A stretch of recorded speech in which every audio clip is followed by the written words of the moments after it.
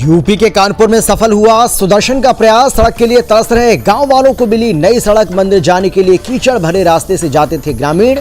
समाधान दिलवाना है सुदर्शन का मुख्य लक्ष्य। बस्ती पहुंचे पूर्व मंत्री सिद्धार्थनाथ सिंह। पार्टी कार्यकर्ताओं से चुनावी जीत को लेकर की चर्चा। 400 से अधिक सीटों का है लक्ष्य।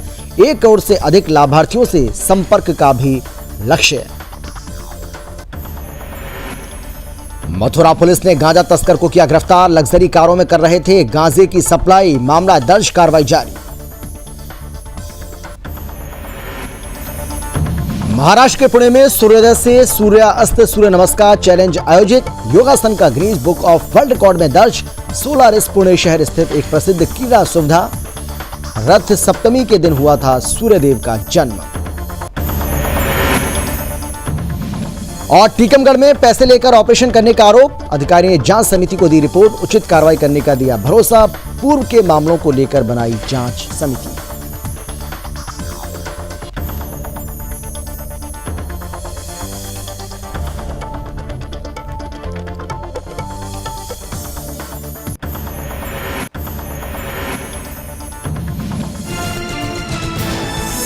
आप देख रहे हैं Sudarshan news.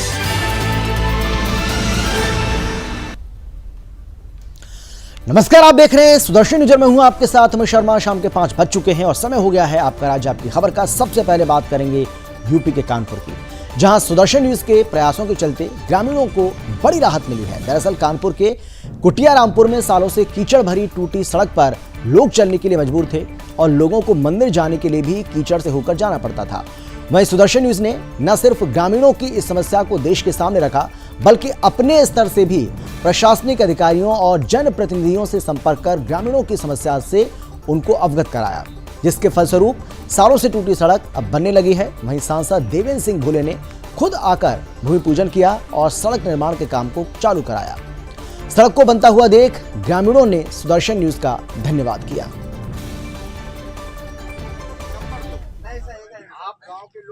Sudarshan news channel के माध्यम को हम बहुत बहुत धन्यवाद देते हैं सुदर्शन न्यूज चैनल को, जिसने हमारी बात शासन तक पहुंचाई और हमारे गांव के लोगों का कष्ट निवारण करवाया।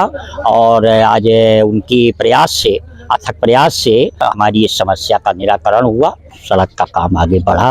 हम समस्त ग्रामवासी सुदर्शन न्यूज चैनल को बहुत बहुत धन्यवाद करते हैं। कुटिया रामपुर में सामुदायिक भवन, जो सामाजिक, सांस्कृतिक और तमाम जनोपयोगी चीज़ों के लिए काम है, उसका शिलान्यास। और ये सड़क है, इसका शिलान्यास। और पंप हाउस है जो सौर ऊर्जा से, उसका शिलान्यास तीनों को करने आया था। गांव के लोगों की सलाह से, गांव के लोगों की आवश्यकता अनुसार और देश और दुनिया के लोकप्रिय नेता मोदी जी और योगी जी के मार्गदर्शन में पूरे देश में आम जन का जो विकास हो रहा है, उसी कड़ी में यहाँ भी कार्यक्रम करने आया था। यूपी के कानपुर से एक और खबर आपको बताते हैं, जहां बाबू सिंह यादव प्रकरण में मुख्य आरोपी प्रिया रंजन आशु, बबलू और जितेंद्र पर चकेरी पुलिस ने एक और मुकदमा दर्ज कर लिया है। बेटियों की शिकायत पर उनको जान से मारने और उन पर आपको बता दें कि एसिड फेंकने की धमकी देने का आरोप भी लगा है। बेटियों का यह भी आरोप है कि उनको अनाथ बनाने में प्रिया रंजन आशु और बबलू की ही मुख्य भूमिका थी। पिता के धोखे से जमीन हड़पने, पिता को आत्महत्या के लिए मजबूर करने वाले प्रिया रंजन आशु किसी भी तरह धोखे से हड़पी गई जमीन को बचाना चाहता था और इसीलिए वो लगातार हमारे परिवार को जान से मारने और एसिड फिकवाने की धमकी दे रहा था। इस मामले में एडिशनल सीपी हरीश चंदन ने बताया है कि किसान बाबू सिंह के परिजनों की तहरीर के आधार पर मुकदमा पंजीकृत कर लिया गया है और जो इस मामले का मुख्य आरोपी है आशु रंजन दिवाकर, उसकी बेल कैंसिल हो, उस पर भी काम किया जा रहा है।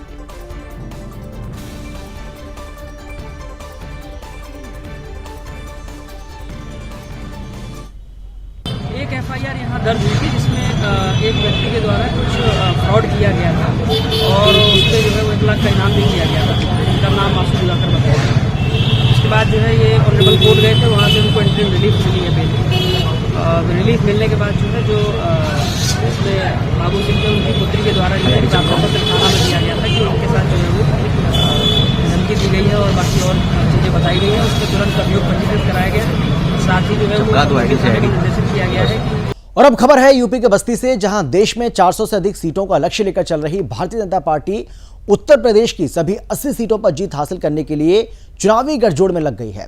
जहां एक तरफ मातृ वंदन अभियान के जरिए आधी आबादी को साधने का प्रयास भारतीय जनता पार्टी कर रही है, तो वहीं दूसरी तरफ प्रदेश में 1 करोड़ लाभार्थियों से संपर्क का भी लक्ष्य है। और इसी कड़ी में बस्ती लोकसभा के चुनावी कार्यालय का उद्घाटन करने पहुंचे सिद्धार्थनाथ सिंह ने पार्टी कार्यकर्ताओं से चुनावी जीत को लेकर चर्चा की। सिद्धार्थनाथ सिंह ने कहा कि भारतीय जनता पार्टी सबका साथ सबका विकास के नारे के साथ लगातार देश और प्रदेश में विकास कर रही है और इसी विकास के बलबूते हम एक बार फिर से प्रचंड बहुमत के साथ 400 से अधिक सीट जीतने जा रहे हैं। सिद्धार्थनाथ सिंह ने कहा कि बस्ती जिले में 7 से 8% मत बढ़ाने का लक्ष्य है, जिसमें 51% का लक्ष्य प्राप्त किया जा सके। वहीं पिछले 2 बार से जो जीत हुई है उससे और अधिक मतों से हम जीते, उसको लेकर आज हमने यहाँ कार्यशाला का आयोजन भी किया है। कार्यशाला के साथ साथ किस प्रकार से लाभार्थियों से संपर्क करेंगे उसको लेकर भी योजना बनाई जा रही है।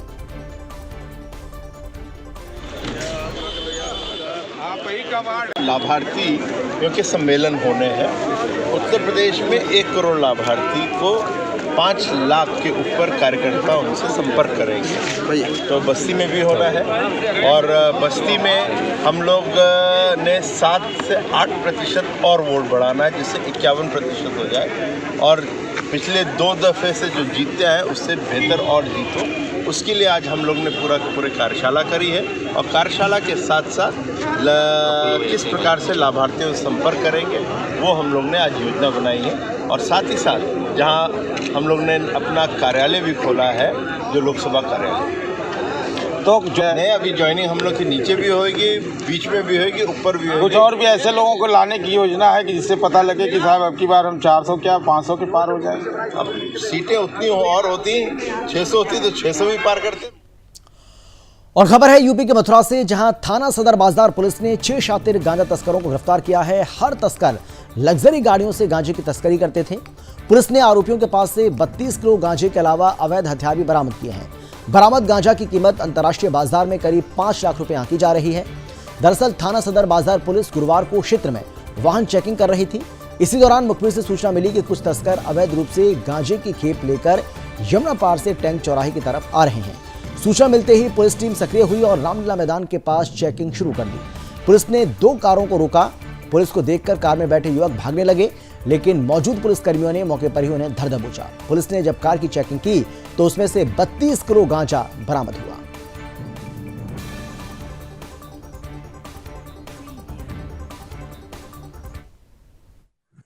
सदर कोतवाली में कल चेकिंग के दौरान इन्फॉर्मेशन मिली थी कि कुछ गांजा लेकर गाड़ी आ रही है, तो उसको स्पॉट किया गया था। उसमें से उनको पकड़ा गया। 2 गाड़ियां पकड़ी गई हैं, जिसमें 5 लोग पकड़े हैं। उनके पास में जो गांजा था उसके लगभग 32 केजी के बराबर लगभग है, वो पकड़ा गया है। उसमें जो मुलजिम है गिरफ्तार किए गए हैं और उसमें विधिक कार्रवाई उनके खिलाफ की जा रही है। जो गाड़ी है इसमें फरार भी है। अभी चेकिंग इसमें जांच की जा रही है कि वो लोग कहाँ से लाते थे और यहाँ पर कहाँ बेचते थे। वो इसमें बैकवर्ड एंड फॉरवर्ड लिंकेज इसमें स्टेब्लिश किए जा रहे हैं और भी जो लोग इसमें होंगे उनके खिलाफ इसमें सख्त कार्रवाई की जाएगी। जो लोग 5 अभियुक्त जो जेल गए हैं, जिनके साथ में गाड़ियां बरामद हुई हैं, उनके खिलाफ और भी निरोधात्मक कार्रवाई। और अब खबर है यूपी के चित्रकूट से, जहां बुंदेलखंड गौरव महोत्सव के दौरान इंटर कॉलेज करवी मेले में लगी दुकान का सिलेंडर फटने से आग लग गई और सिलेंडर फटने से 4 लोगों की दर्दनाक मौत हो गई। वहीं सिलेंडर फटने से सिलेंडर लगभग 50 फीट हवा में उछल गया। मृतकों में 3 नाबालिग बच्चे भी शामिल हैं। इस मामले में पूछताछ के लिए पुलिस ने कई लोगों को हिरासत में लिया है। मृतकों को परिजनों ने प्रशासन पर लापरवाही का आरोप लगाया है, यानी कि जो मृतकों के परिजन हैं वो प्रशासन पर अब लापरवाही के आरोप लगा रहे हैं और जिला अस्पताल में उन्होंने हंगामा भी किया। इस मामले में मृतकों के परिजनों के प्रति सीएम योगी आदित्यनाथ ने अपनी संवेदना व्यक्त की है। इस मामले में एफआईआर दर्ज कर ली गई है और दोषियों पर कठोर कार्रवाई करने के निर्देश भी दिए गए हैं। वहीं एडीजी की अध्यक्षता में गठित कमेटी जांच करेगी और मृतकों के परिजनों को 5 लाख रुपए की आर्थिक सहायता देने का भी ऐलान हुआ है। वहीं गंभीर रूप से घायलों को 50-50 हजार रुपए की मदद का ऐलान हुआ है। एडीजी भानु भास्कर जिला अस्पताल में परिजनों से मिलने पहुंचे। उन्होंने शोक संवेदना व्यक्त करते हुए सभी पहलुओं पर जांच की बात कही। अभी तक 3 लोगों के खिलाफ मुकदमा दर्ज हुआ है और सारे तथ्यों की जांच कर आवश्यक कार्रवाई करने की बात भी कही जा रही है।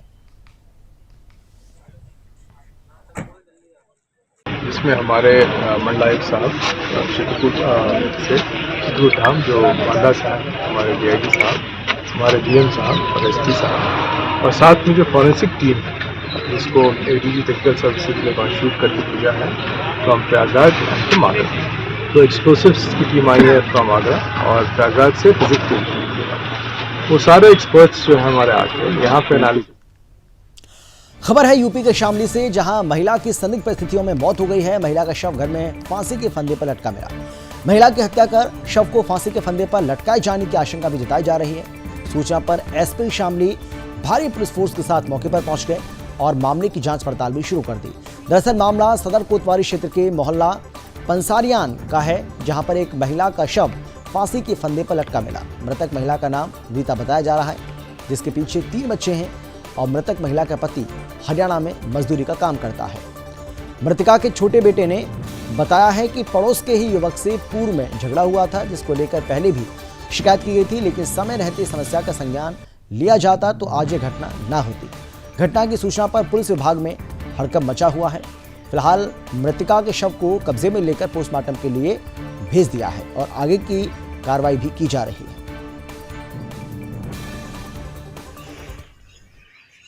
ये पंसारियान मोहल्ले में एक महिला की सुबह जो है ये सूचना मिली थी कि उनका शव जो है वो बंधा हुआ है और लटका हुआ है, हाथ सामने की ओर बंधे हुए हैं। तो तत्काल हमने शव को जो है पोस्टमार्टम के लिए भेजा है और मौके पर जानकारी की जा रही है कि किस प्रकार ये घटना कारित हुई और उनके बच्चे यहाँ पर हैं, उनसे वार्ता की गई है और हस्बैंड से संपर्क किया जा रहा है। जो और अब खबर है महाराष्ट्र के पुणे से, जहां 16 फरवरी शुक्रवार को आपको जाने कि रथ सप्तमी के मौके पर पुणे शहर को एक अनोखी घटना का साक्षी होने का मौका मिला, जहां योग विश्व IAS प्रीमियम योग स्टूडियो द्वारा सोलारिस मयूर कॉलोनी के सहयोग से सूर्योदय से सूर्यास्त सूर्य नमस्कार चैलेंज आयोजित किया गया। योग विश्व के संस्थापक निखिल दीक्षित स्वयं सूर्योदय से सूर्यास्त तक बिना रुके सूर्य नमस्कार करने वाले हैं और सर्वाधिक समय तक योगासन करने का Guinness book of world record Nikhil के नाम पर दर्ज है। योगासन सिखाना और इन व्यायामों की समृद्ध परंपरा आधिकारिक और अधिक से अधिक लोगों तक पहुंचाना उनका ये उद्देश्य है। सोलारिस पुणे शहर स्थित एक प्रसिद्ध क्रीड़ा सुविधा है और एक निरोगी समाज निर्माण करने के लिए कार्यरत है। इस अनोखे उपक्रम में सहभाग लेकर अधिकाधिक सूर्य नमस्कार करने का आह्वान योग विश्व और सोलारिस द्वारा किया गया। विशेष बात यह है कि रथ सप्तमी के दिन सूर्यदेव का जन्म हुआ था और ऐसा कई लोगों का मानना है कि इसी कारण ये दिन सूर्य जयंती के रूप में भी मनाया जाता है। इसी समय शुरू होने वाला वसंत ऋतु नव चैतन्य और उत्कर्ष का प्रतीक माना जाता है। सूर्य उपासना के महत्व को हमारे वेदों में भी उल्लेखित किया गया है और इस शुभ दिन पर सूर्य देव की कई प्रकार से पूजा की जाती है। सूर्य नमस्कार और सूर्य उपासना करने का सबसे आसान और सर्वांगीण प्रकार होने के कारण अपने और मानव जाति के कल्याण के लिए अधिकाधिक लोगों तक पहुंचाने के विचार से ये उपक्रम आयोजित किया गया। इस काल में सूर्य नमस्कार करने से अनेक बीमारियों से छुटकारा मिलता है। इसको लेकर मयूर कॉलोनी पुणे स्थित सोलारिस क्लब के सुंदर वातावरण में इस अनोखे उपक्रम में सहभागी होने के लिए योग विश्व और सोलारिस ने सभी उम्र के नागरिकों को आमंत्रित किया।